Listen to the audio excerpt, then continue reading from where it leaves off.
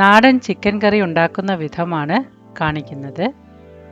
ഇതിനായി ഒരു പാൻ ചൂടാക്കി അതിലേക്ക് കുറച്ച് എണ്ണ ഒഴിച്ച്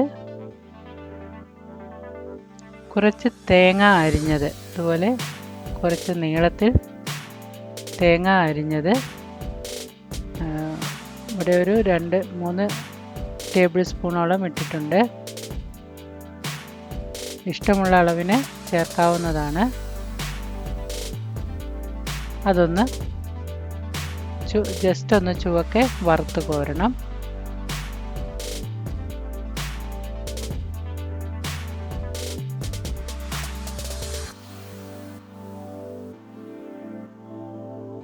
അതിനുശേഷം അതേ എണ്ണയിൽ 1 ടീസ്പൂൺ കടുകിട്ട് പൊട്ടുമ്പോൾ 1 ടേബിൾ സ്പൂൺ ഇഞ്ചി അരിഞ്ഞതും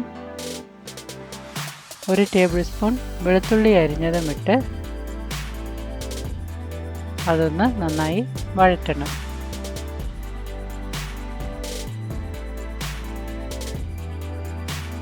ഇതിലേക്ക് 1 കപ്പ് മുറിച്ച് വെച്ചിരിക്കുന്ന സവാള ചേർത്ത്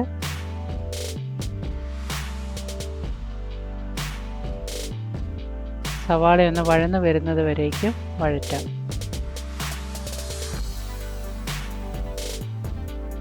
കുറച്ച് കറിവേപ്പില ഇട്ട്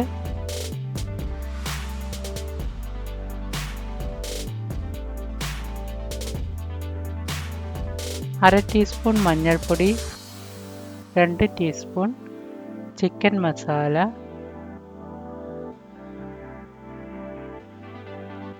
1/2 ടീസ്പൂൺ കാശ്മീരി മുളക് പൊടി.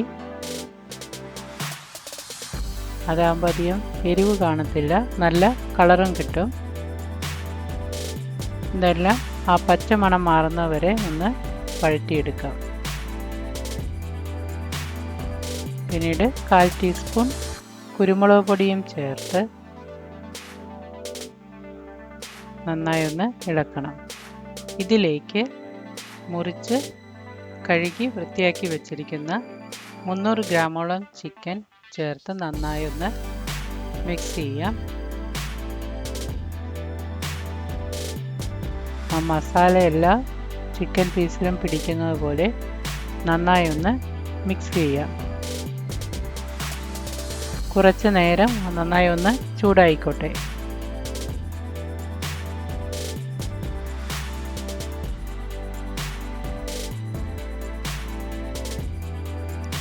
ഇനി 1 ടീസ്പൂണോളം ഉപ്പിടാം.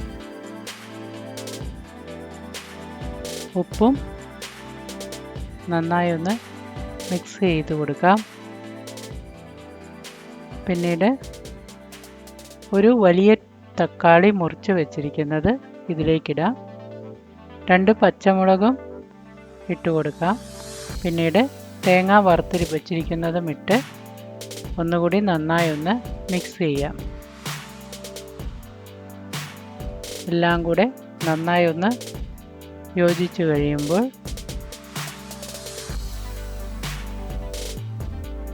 കുറേശ്ശെ വെള്ളം ചേർത്ത് നമുക്ക് ഇളക്കി കൊടുക്കാം.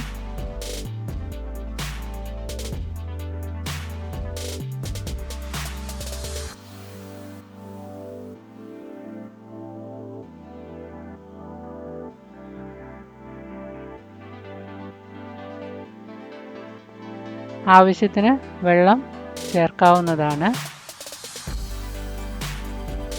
ചിക്കനൊക്കെ ഒന്ന് മുങ്ങി കിടക്കുന്ന വിധത്തിൽ വെള്ളമൊഴിക്കാം. ഇത് ചാറുള്ള ചിക്കൻ കറിയാണ്. ഇത് ഒരു 10 മിനിറ്റ് നേരത്തേക്ക് അടച്ചു വെച്ച് മീഡിയം ഫ്ലെയിമിൽ നമുക്ക് തിളപ്പിക്കാം. അതിനുശേഷം അത് ഓപ്പൺ ചെയ്ത് ചിക്കൻ വെന്തോ ഉപ്പ് പാകമാണോ എന്നെല്ലാം നോക്കി, വെന്തില്ല എങ്കിൽ കുറച്ച് നേരം കൂടി ലോ ഫ്ലെയിമിൽ ഇടാവുന്നതാണ്. ഇപ്പോൾ നമ്മുടെ ചിക്കൻ റെഡി ആയിട്ടുണ്ട്. നമുക്കിതിനെ ഒരു ബൗളിലേക്ക് മാറ്റാം. ഇത് ചപ്പാത്തി, ചോറ്, കപ്പ ഇതിൻ്റെയൊക്കെ കൂടെ നല്ലൊരു കോമ്പിനേഷനാണ്. Thank you for watching.